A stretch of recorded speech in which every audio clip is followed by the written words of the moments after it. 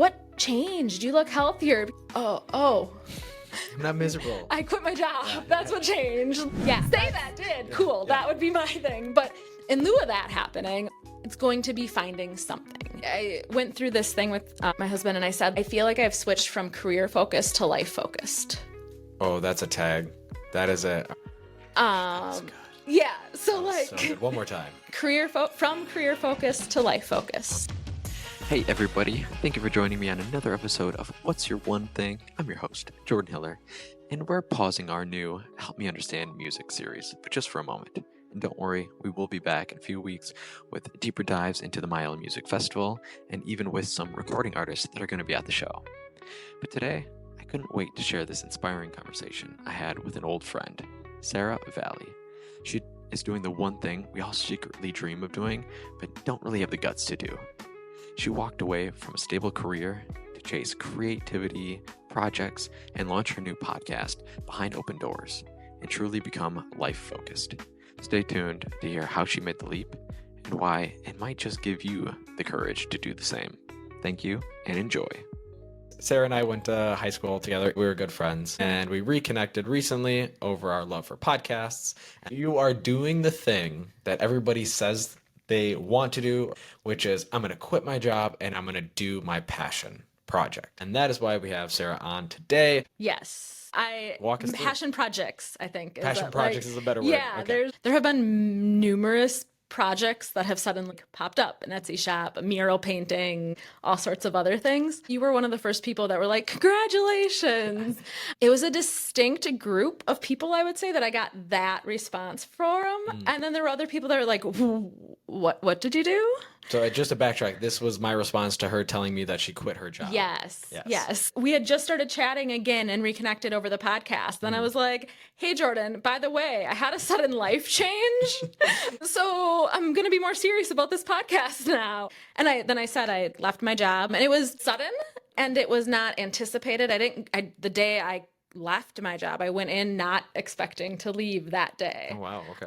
But it had been something that I had thought about a lot. I had talked with the agency about a lot. I had said, whatever is happening right now, if this continues to happen, I'm going to have to leave. That's the thing that I have control over. For me, this isn't a good fit. So ultimately, there'd been a lot of forethought. But the day I went in, I had not anticipated to then walk out unemployed that day. And then I did it. And then it was like, oh my goodness. I just walked away from our income, a good income, and a good place in my career. And I think that was one of the big parts of it. I hit a place in my career where I'd worked for, I'd got there, and I loved what I did, and I still love it. Would go back to doing that same type of work in a heartbeat. And what is it? Just a kind of, you don't have to go into super behavioral detail, health. but, So long-term behavioral health, really working with adults that have dual diagnosis and helping them find ways to live in this world. And then educating the staff on what that looks and means, because a lot of it is just education and treating people like people and with respect and getting to know people and finding workarounds for things.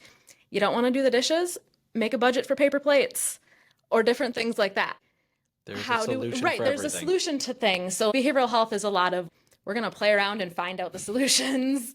That's just what it does. And I love that. That works for me. But left that behind. And the plan for the summer is to work on the projects and then spend the time with the kids, which I think is super cool. My mom was a stay-at-home mom for most of my childhood. So that's what I know. I knew mom being home, and we went to the library. We went and did all these stuff. And then when I became a mom, I was like, how do I work and do these things that my mom did? The answer was I didn't. And that was another driving force in leaving work and doing all the other projects. The podcast that I'm doing with my friend, I can sit with her on an afternoon and we can record. I enjoy doing it because I enjoy our conversation, and I can still be there for my kids. So there's been moments of grief, I would say, over my career, even though I know it's not technically done. I'm planning to go back to work at some point. But there's still some grief over, there was this position and there was this dream and this vision. But also, this podcast has been a dream of mine since 2019. So picking that back up and starting over on that is going to be really kind of exciting. And my husband and I were talking about it at one point, and it was a very much a like, you are excited when you talk about these other things. Whenever you talk about the options that are out there, you are excited. It's not stress. It's not tired. It's not exhaustion. And actually, since I have left, I've had numerous people say, you look healthier. That's amazing. Like, yeah. That is what you want to hear. Right. Wow. Could have told you that my job was physically affecting my health. I knew that and I was saying that, but then to have people after the fact be like, what changed? You look healthier. Oh. I'm not miserable. I quit my job. That's what changed. Yeah, it's been really interesting to have that happen. So that is really cool. But there's obviously the drawback. So there is financial. There's other things. It's got to be scary. You didn't have a plan going in. So was there a safety net? Were you guys prepared for sudden loss of income? There's a lot of things that people, hey, I wish I could go do this and go work on a passion project. I just can't afford it right now. Yeah. So there's a little bit of that, and there's a little bit of, I just have faith we're going to figure it out. So we do have a safety net, and we do have enough of an income to cover all of our expenses. Okay. That piece of things is taken care of. Extra spending money, any of the fun things, the kids having the random expenses that kids have, all of that stuff is going to come from the safety net in the interim. And then, like I said, ultimately in the fall, say my podcast that I'm started doesn't magically go global in 3 months, which I don't actually foresee. No, it's not going to happen. Spoiler alert. But right, like, not. Say that did. Cool. That would be my thing. But in lieu of that happening, it's going to be finding something. I went through this thing with my husband and I said, I feel like I've switched from career focused to life focused. Oh, that's a tag. That is a... That's good. Yeah. So like so good. One more time. From career focused to life focused. And so I was very career focused. Like that was life. You have to go to work. You do things to work, and work kind of outlined the rest of my life. And I built my days around work. And now that I don't have work and I'm starting to realize that there's life without work, it's very much focused on, well, what is life? And what are we doing today? And what do we want to create? And where do we want to create that? And building that piece of things. So Mother's Day just occurred. And my son brought home all the little things they fill out about moms. Aww. Yeah. So one of them was, my mom is happiest when, and his fill in the blank was when she's not at work. That is eye-opening. Yes, and I'm sure that is for many people. I'm sure that is a sentiment that other people feel. Kids say that is another thing. Right. Yeah. And he's right. For the last year, much more happy when I wasn't at work. And now again, like healthier and happier since leaving. To get back to your original question though, like the financial piece of things, I do plan in the fall to go back at some point. There's options. If I have nothing else lined up, they're always looking for substitute teachers. And I think it'd be so fun to be a substitute teacher. Just have conversations with kids and hang out, and I know it's more than that, but to me that sounds like a fun thing to do. Oh, I wholeheartedly agree. There was a time where I was talking to Amanda and I just told her, I'm like, I think I want to be a teacher.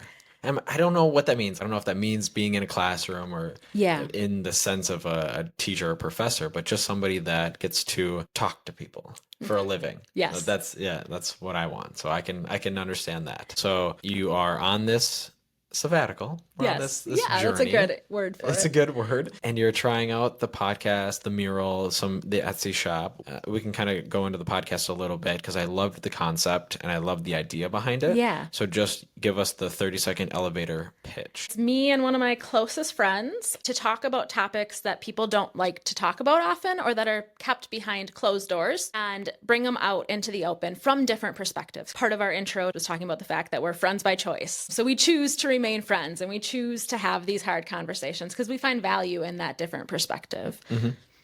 Give me one topic. The episode coming out next is adult friendships. Okay. But we have like vulnerability and aerial dance and pole dancing and the stigma around that. We have mental health in the workplace. We're going to talk about miscarriage and infant loss. We've both experienced that. So really diving into that and the stigma around that. I have a feeling that'll be a few episodes of what that looks like. Living with grief. Family dynamics and relationship dynamics. So my husband was listening to me edit our friendship podcast and he heard him be referenced and he was like, oh, do I need to be worried about this? And I was like, no, not this one. You don't. And that's you get a little dicey. Sometimes there is a couple where she's like, maybe you don't talk about me in the podcast. So let's just say it comes up. Yeah. Yeah. And I'm sure when it gets there, we'll work through it. And again, I'll edit out things if I need to edit them out. But generally speaking, I tend to talk more openly about a lot of our life. And I'm not hesitant to do that. Just making things more public seems to be helpful to other people, and then also hopefully to my kids so that they can see that. Yeah, you could be an inspiration to them, because you're right. These conversations you're going to have are normally behind closed doors. Yes. And you are bringing them out into the open, and not necessarily to talk down on any of them or talk bad. Like you said, you have differing opinions. It's just having the conversation in open to show people that if it has a stigma around it, like child loss, that's a hard one. Yeah. So it's not going to be for everybody. Yep. Which is, if you try to make something for everybody, you're not going to get anybody. So the fact that you have a very select niche of listeners, these are going to be very passionate people. These are going to be people that want to keep coming back because they probably don't have an outlet for most of these conversations. And I could see this being really helpful to people out there that are dealing and struggling with tough conversations. And that's part of it too. When we were talking about, we want to start this podcast, it was I just want to start a conversation. I don't intend to change people's minds. It's just, let's have a conversation and let's show different perspectives about the hard things. I'm with you, and I'm really excited for the aerial yoga and the pole dancing one, because I think I've already told you the story too. My wife is into aerial, she's into pole dancing, and it has one of those kind of taboo, risque connotations to it. And I'll never forget, we had a pole up in our living room, and my mom and stepdad were coming over to babysit the girls one night, and it's just one of those things where in the back of your head you're like, shh, do I take it? Do I take it down? Do I leave it? Do I make it? How? Because there's literally just a stripper pole in our living room, and it's dead center in front of the TV. Yeah.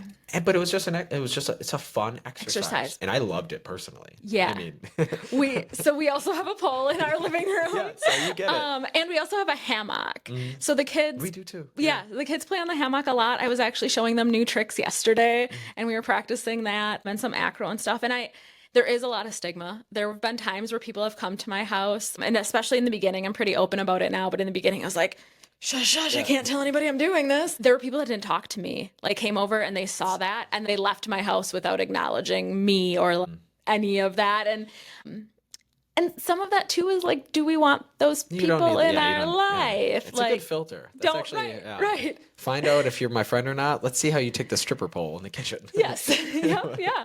It's right next to our Christmas tree when we put our Christmas tree up. So like Christmas, it's right there. Yeah. But it is also so much part of my life and has really helped kind of me throughout the last few years. I've grown astronomically, physically, but also like mentally, emotionally through aerial dance, through the people there, through doing the sport. And I think it's important that the kids see me, they get to see me doing it and they get to do it with me. We play on the pole together all the time, not all the time, but frequently, and play on the hammock and that kind of stuff. And so kind of helping break that stigma. Oh, absolutely. And just not only the stigma, but I'll use my wife as an example. I know she hates me talking about her, but she doesn't listen. It's fine. She is more of an introvert. When she started doing these classes, it completely changed her perspective, but she was able to do shows in front of people. She did a Halloween show and got all dressed up and did aerial. Yeah. And it was incredible to see her come out of her shell when that's not who I've known for the last 8 years or whatever. So it's crazy on how much this one activity can make you physically stronger, can change you emotionally. Yeah. It was a neat experience. So by just closing your mind up because you're like, oh, this looks a certain way, or it could be taken the wrong way, to close yourself off to something like that is being closed-minded. Right. Yeah. And I would never have considered myself a dancer. And sometimes it doesn't always feel like dancing because you're doing a passion and you're doing skills and you're working on different things and you're building strength and you're building friendships. It's hard work. It is hard work. Yes. Well, that's incredible. I'm super stoked for this journey, not only with the podcast, but just life in general. You're not career focused, you're life focused. Yes. If that's one takeaway I want anybody to grab from this episode is, are you career focused right now? Which is fine. If there's a time and a place for it. But don't make that everything. And I've struggled with that in parts of my life where work needed to be the number one concern, climbing the corporate ladder. Yes. And then you get to a certain point and you're like, okay, For what? For what? That was one of the things that helped me make an ending decision is for what? And I couldn't really answer that question other than for money.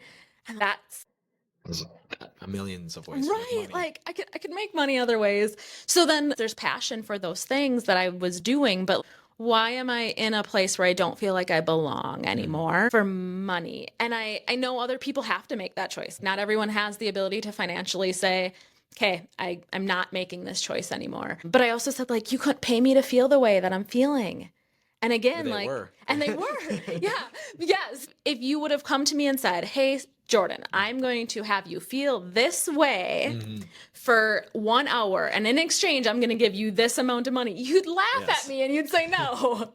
And That's such a good way to look at it. those two things really helped me continue. And it's still hard. And I still have moments where I'm not this excited about doing it. Yes. But those are the things that really, this is important. Okay. Well, this is incredible. And I'm so happy for you. I would just say when it comes down to the timeline, Yeah. so you're giving yourself the summer, you've got 3 months, anything that is worthwhile takes time. So as much as we would all love things to take off and flourish, if it doesn't, don't take that 3-month mark as a hard water line saying, hey, if it doesn't work by now, I'm going to go back into the workforce and do this. By all means, I love the teacher idea. I love that. Go on there, but give yourself a 9 to 12 month runway on some of these things. Really give it some time before, okay, hey, just because I have a passion for it doesn't mean that it's going to be something that's a forever thing. Yeah. But just give it a little bit more time. That's my only advice. The podcast is definitely going to be something that I give more than 3 months. I don't actually think we're going to become global in a matter of a month or two and go from there. There's a little part in everybody's brain. They're like, I'm going to drop this and it's going to go wild. Yeah. My five followers and 13 listens. Yes. Yes. I do think long term, the podcast will stick around, maybe other podcast options. I've had some thoughts in my brain about more of a professionally aimed one, talking about behavioral health and the way in which I tend to do behavioral health. But yes, something will happen in the fall professionally. And until then, I'm just going to enjoy life. Yeah. Experiment, have fun, be there for your kids, and just figure out you. Yeah. I mean, you've spent so much time building a career that who's Sarah? What does Sarah want? Yes. All of those things are great questions. Yeah. And I'm in that boat too. What does Jordan want? What do you want, listener? What do you want? I think that's a good spot to leave it. Are you climbing the ladder to the end that you want to get to? Or is it just a ladder that was there and was convenient? Yeah. Somebody else put it there for you. It's what you thought you were supposed to do. It's what you thought you were supposed to do. Yeah. So take a step back and just think, does this make me happy? Do I see this future? Or is it just a means to an end? Yeah. And sometimes think at what cost? Mm-hmm. All right. Well, this has been a lot of fun. And I'm so excited to listen in and some of these conversations you have. We'll give a plug. Name of the show? Behind Open Doors. Behind Open Doors. Love the name. So far, so good. Thank Episode you. 1 in the books. I'm so glad I was able to help nudge one of the first listeners. Nudge a little bit further and get into it and just enjoy it, experiment. As I've said, if you listen back to episode 1 of this show, it's nowhere the same. And I have listened to all of the episodes. So it grows. It's been a journey. Yeah. And so you are just beginning on yours, and I'm super stoked to be thank you. along for the ride. Okay, Sarah, this has been lots of fun reconnecting and chatting. We'll have to do it again, and you've got a follower in your corner, no matter what. Sounds good. Thank you. All right. And we are out of here.